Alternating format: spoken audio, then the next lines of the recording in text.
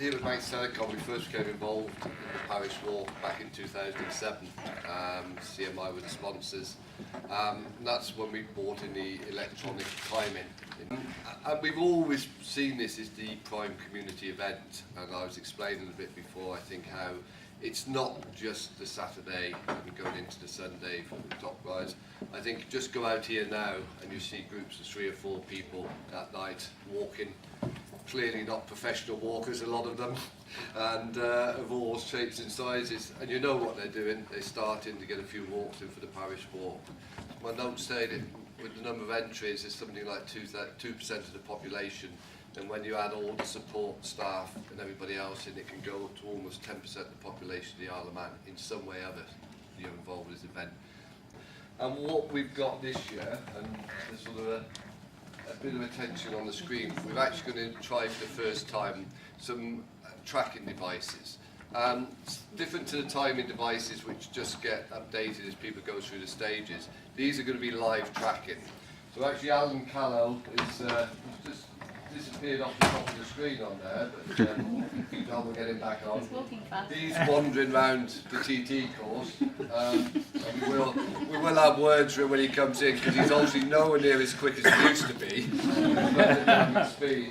Certainly the key walkers that are happy to wear them, it will enable their support teams, enable anybody to go online and see where the lead walkers are at any time. So it'll be updated. We're still discussing that, Andy, where it's every 5 minutes on the day, probably every 5 minutes, because updating more frequent than that is probably not worth it. So we'll keep updating every 5 minutes. You'll see where those people are.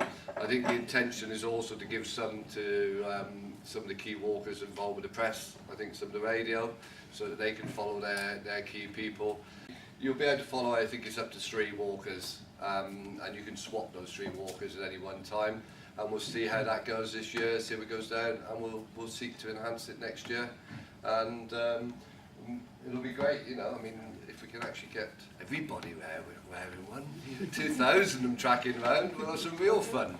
We'll see those that creep off into the White Stone and those that get down there into the loo.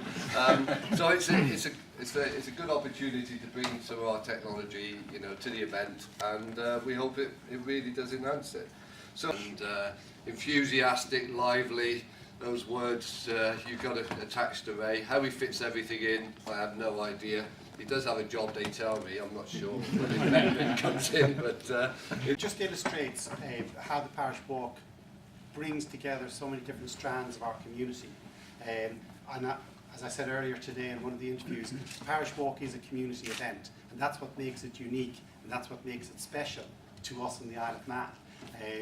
And what it does is it engenders an enthusiasm amongst obviously ordinary people to go out and walk, partake in a very healthy exercise and an activity that we can all do.